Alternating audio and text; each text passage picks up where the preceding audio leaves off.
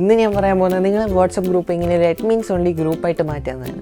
അതായത് ഇങ്ങനത്തെ ഒരു ഗ്രൂപ്പിൽ അഡ്മിനുകൾക്ക് മാത്രമേ മെസ്സേജ് അയക്കാൻ പറ്റുള്ളൂ. നോർമൽ മെമ്പേഴ്സിന് ആ മെസ്സേജ് എന്താണെന്ന് കാണാൻ പറ്റും, പക്ഷേ ആ ഗ്രൂപ്പിലായിട്ട് വേറൊരു മെസ്സേജ് അവർക്ക് അയക്കാൻ പറ്റില്ല. ഇങ്ങനത്തെ ഒരു സംഭവം നിങ്ങൾ വാട്സപ്പ് ഗ്രൂപ്പിൽ എങ്ങനെയാണ് സെറ്റപ്പ് ചെയ്തെടുക്കുന്നതെന്നാണ് ഇന്ന് ഞാൻ പറഞ്ഞു തരുന്നത്. സോ ജസ്റ്റ് വീഡിയോ ഫുൾ ആയിട്ടാണ് ആൻഡ് സബ്സ്ക്രൈബ് ചെയ്യില്ലെങ്കിൽ ഇപ്പോൾ തന്നെ പോയി ചെയ്യുക. Okay, so let's go to the video. So ഇതിനായി നിങ്ങൾ ചെയ്യേണ്ടതെന്ന് വെച്ചാൽ നിങ്ങൾ ഏത് വാട്സപ്പ് ഗ്രൂപ്പാണ് എടുക്കേണ്ടതെന്ന് ആ ജസ്റ്റ് ഗ്രൂപ്പ് ഓൺ ആക്കി വയ്ക്കുക.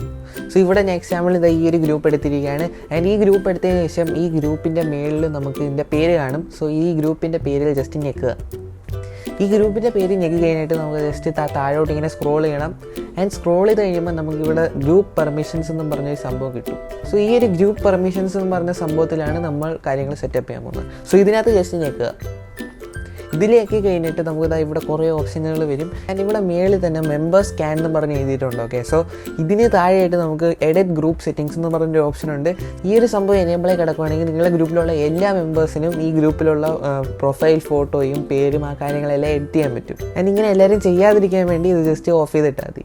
ആൻഡ് ഇതിന് ശേഷം നമ്മൾ അടുത്ത ഓപ്ഷനായ സെൻഡ് മെസ്സേജസ് എന്ന് പറഞ്ഞൊരു സംഭവമുണ്ട്.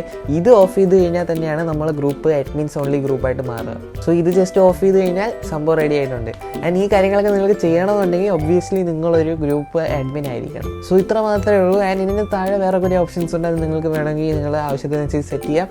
സോ ഇത്രയേ ഉള്ളൂ. ഇത് നിങ്ങൾ ഈ സെൻഡ് മെസ്സേജസ് ഓഫ് ചെയ്ത് കഴിഞ്ഞ് കഴിഞ്ഞാൽ ഗ്രൂപ്പിലുള്ള മെമ്പേഴ്സിനെ ഏകദേശം ഇതുപോലെ ആയിരിക്കും കാണുന്ന, അവർക്ക് മെസ്സേജ് ഒന്നും അയക്കാൻ പറ്റത്തില്ല. ഇത്ര മാത്രമേ ഉള്ളൂ. നിങ്ങൾക്ക് വീഡിയോ ഇഷ്ടപ്പെട്ടാൽ ജസ്റ്റ് ഇപ്പോൾ തന്നെ പോയി സബ്സ്ക്രൈബ് ചെയ്യുക. And thank you so much for watching.